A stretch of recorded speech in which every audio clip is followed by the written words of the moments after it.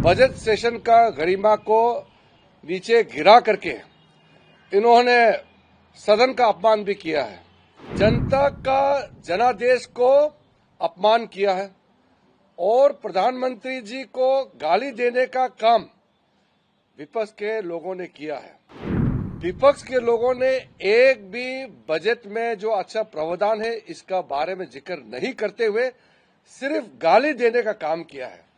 Monsoon सत्र है और एक तरीके से ये बजट सत्र ही है, तो इस मॉनसून सेशन में जो बजट पेश किया गया, कल बजट का पहला दिन था चर्चा का और कल की चर्चा में आप सबने देखा होगा एक शानदार बजट मोदी जी के नेतृत्व में ऐतिहासिक तीसरी टर्म का पहला बजट पेश होने के बाद देश ये देखना चाहते हैं कि बजट पे चर्चा अच्छी तरह से हो, सार्थक हो, ये सब चाहते हैं।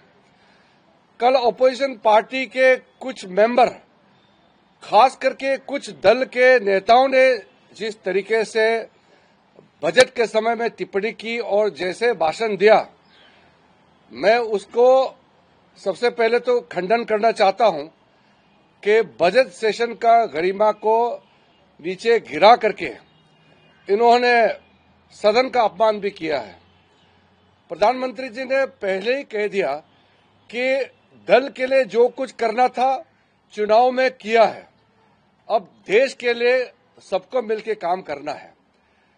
दल के लिए नहीं, देश के लिए अगले 5 साल देश के लिए सबको करना है, प्रधानमंत्री जी ने अपील किया। कल विपक्ष के लोग ने बजट के बारे में कुछ नहीं कहा, सिर्फ राजनीति की है। 2 चीजें विपक्ष के लोगों ने किया है कल।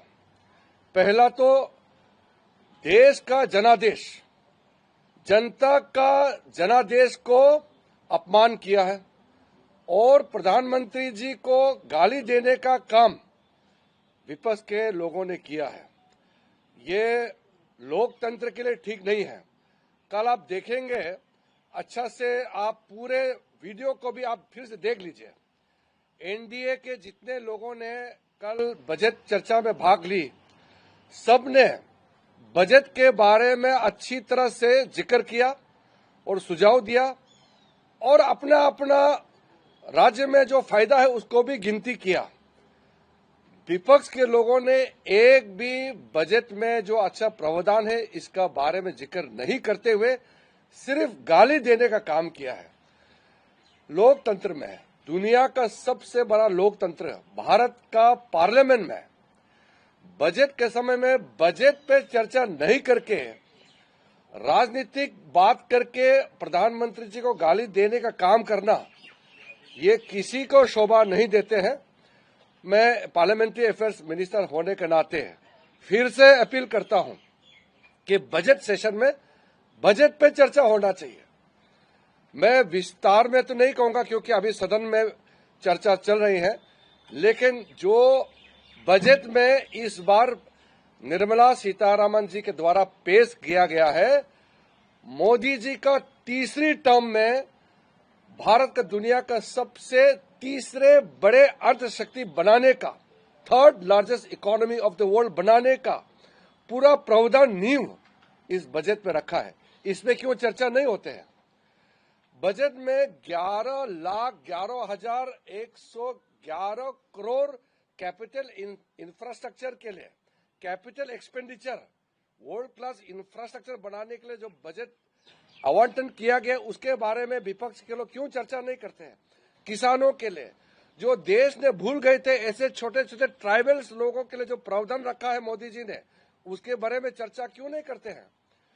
दूर दराज नॉर्थ ईस्ट से लेकर के कोस्टल एरिया से जो फिशरमैन, फार्मर, यूथ का जॉब एम्प्लॉयमेंट क्रिएशन के लिए, महिलाओं के लिए, किसानों के लिए जो प्रावधान है, इसको चर्चा क्यों नहीं करते हैं? सिर्फ गाली देने का काम क्यों करते हैं? मुझे ये बहुत जरूरी इसलिए समझा कि अगर सही समय में विपक्ष के लोगों का समझ में नहीं आया तो जनता पनिशमेंट देंगे उसको। जनता ने जनादेश दिया है और सरकार चलाने के लिए मोदी जी को तीसरे टर्म भारत के लोगों ने दिया है।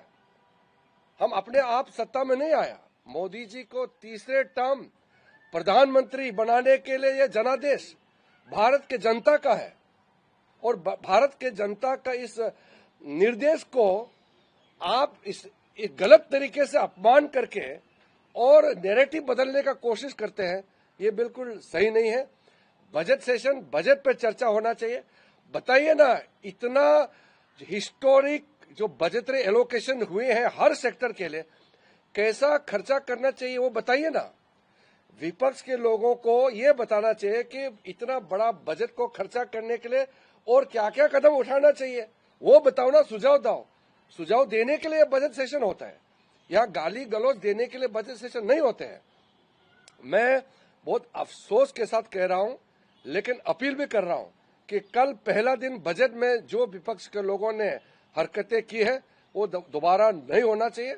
बजट के समय बजट पे चर्चा होना चाहिए और साथ साथ हमारे एनडीए के जितने भी स्पीकर से मैं बधाई देता हूं, उन्होंने राजनीतिक भाषण नहीं दे करके बजट पे चर्चा किया और देश को आगे ले जाने के लिए अपना सुझाव भी दिया है।